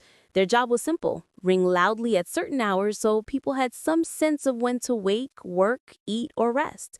Of course, bells didn't exactly ring with atomic precision. If the bell ringer was sleepy, distracted, or just in the mood for a snack first, the schedule might drift a little. Timekeeping was less about accuracy and more about general vibes. Then there were candles. Yes, candles as clocks. A candle could be marked with little notches down its length. As it burned, people could tell roughly how much time had passed by checking which notch had melted. Ingenious, though perhaps mildly disappointing if the drafty hall blew out your candle mid-count. Imagine planning your entire evening around a candle that decided to quit halfway through. Very medieval. Water clocks were another tool, though they required some patience. A container with a small hole at the bottom would drip water slowly into another vessel. The rate was reasonably steady, so by checking how much water had moved, you could guess how much time had passed. It wasn't perfect. Changes in temperature, humidity, or just a clog in the hole could throw everything off. But in fairness, it was probably accurate enough for deciding whether to start preparing dinner or not. Nobody was using it to catch a train. For most people, though, natural signs were the real timekeepers. The sun rising, reaching its peak, and drifting down again provided the broadest markers. Morning, midday, and evening were more important than exact hours. Shadows stretching across fields gave a sense of how far along the day had gone. Clouds occasionally interfered, but villagers weren't typically worried about missing a meeting scheduled at precisely 2:47 in the afternoon. Their lives ran on cycles, not seconds. Animals also helped in their own quirky way.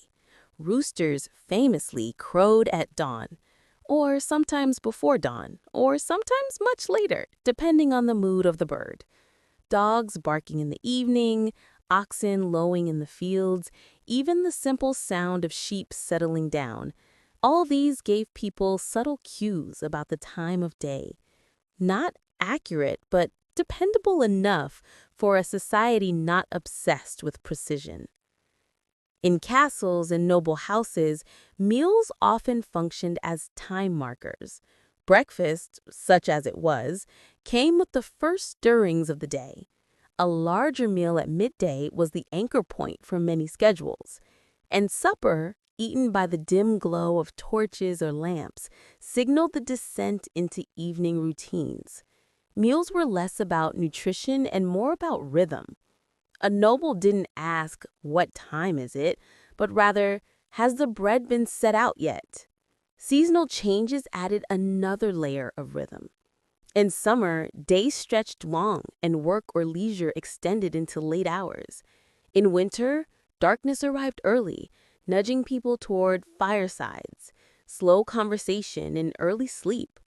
No one fought against these shifts. They simply flowed with them. Time itself bent with the seasons, stretching or shrinking gently, much like the flickering candle clocks that marked its passage. It's mildly amusing to imagine how modern precision would look dropped into this world. Imagine a villager with a smartphone glancing anxiously at digital numbers, while everyone else nods calmly at a rooster or checks the length of a candle stub. For them, time was not an exact line. It was a soft cycle, blending gently from one part of the day to the next. Even language reflected this softness. Instead of saying, "See you at 3," people said things like, "after midday meal," or "when the shadow reaches the oak." Time wasn't carved into exact intervals, but tied to moments, meals, and natural signs. It was less about counting and more about flowing. And in truth, it may have been more relaxing.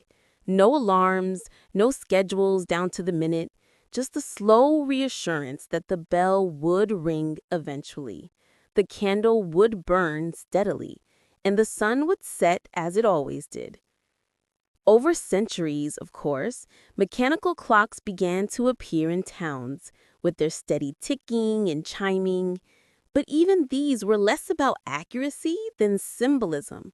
They reminded people that the day had structure, not that they were late for a meeting. Town clocks struck the hours, often off by a few minutes or more, but nobody minded. The sound was soothing and the rhythm of life went on unchanged. So, medieval people measured time with bells, candles, water, shadows, roosters, and the gentle flow of daily habits. It wasn't sharp, it wasn't precise, but it was endlessly steady.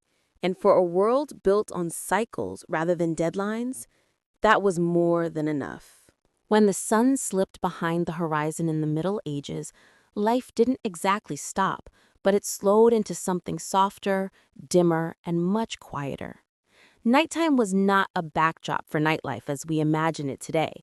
It was more like a curtain gently lowering on the stage of the day. Whatever you hadn't finished before dusk was simply left for tomorrow. Nobody was rushing around in the dark with to-do lists glowing on handheld screens. Darkness was not just an inconvenience, it was practically an entity in itself, filling houses, halls, and villages as soon as the daylight faded.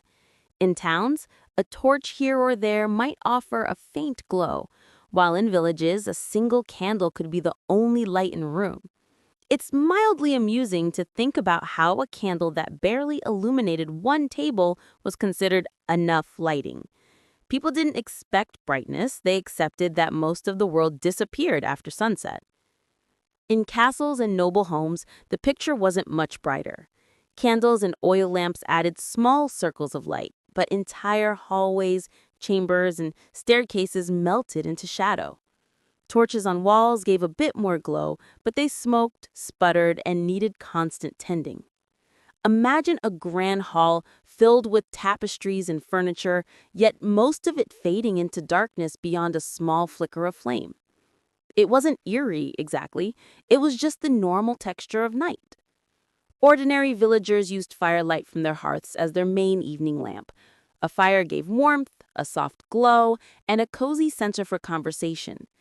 Families would gather around, maybe mend clothes, tell a story, or just sit quietly watching the flames shrink. If the fire burned down too far, you didn't strike a match to relight it. You coaxed embers into life again, or you simply went to bed. Sleep was cheaper than wood. Night also had its soundscape. Without the hum of machines, the quiet was punctuated by softer noises. The crackle of fire, the drip of water in wooden buckets, and the occasional shuffle of animals were all part of the evening background. In villages, dogs barked lazily, and in barns, cows or sheep shifted in their sleep. Even insects contributed, with crickets providing their steady rhythm in warmer months. These weren't dramatic sounds, but gentle reminders that life continued on in the dark. In towns, the night had its own flavor. Merchants shuttered stalls, and taverns carried on quietly, though nothing like the neon-lit evenings of today. Candles flickered through windows, giving faint glimpses of people winding down. Streets were mostly empty, since walking around in near total darkness wasn't especially appealing. If you needed to go somewhere, you carried a lantern, or, more realistically, you decided it probably could wait until morning. For nobles, evenings might stretch longer.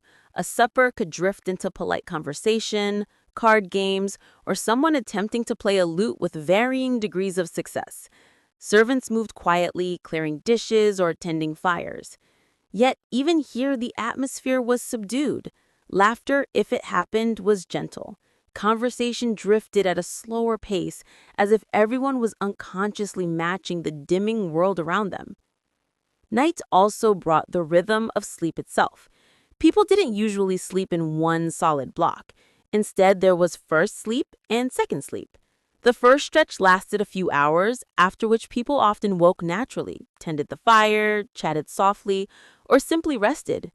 Then they drifted back into a second round of sleep until dawn arrived. It wasn't considered unusual. It was just how bodies adapted to the natural cycles of darkness and light. Today we might call it insomnia, but for them, it was just normal. Interestingly, nights weren't necessarily frightening. People accepted them as a part of the rhythm of life. Darkness was not a problem to be solved, but a condition to be lived within. If anything, it created a slower, dreamlike pace. Tasks were fewer, conversations gentler, and movements quieter. The world seemed to pause, giving everyone a chance to settle into stillness. Seasons shaped nights too. Winter evenings were long, stretching on and encouraging earlier sleep or longer fireside hours. Summer nights were shorter, leaving less time between sunset and dawn. People adjusted without complaint. Time itself bent to the seasons, and so did they. For nobles, late-night reading or writing required candles or oil lamps, which were costly. Villagers had fewer options, relying mostly on firelight. Reading by candlelight sounds romantic now, but in practice it was dim, tiring, and expensive. Most people didn't bother. Instead, they leaned into conversation, storytelling, or simply rest. And then there was the silence. With no traffic, no buzzing electricity, no glowing devices, medieval nights were profoundly still. That stillness, broken only by the faint crackle of wood or the occasional animal stirring, created a kind of calm that modern life rarely offers.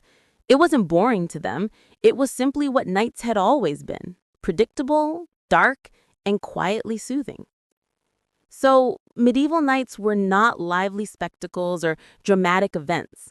They were dim, slow, and filled with gentle rhythms: a fire burning low, a candle guttering softly, and a family shifting toward rest. Nothing exciting happened, and that was exactly the point. The night was a lull, a steady pause, an unbroken stretch of calm that carried communities from one day into the next. Now we see face, we see courage, we color, we see resilience.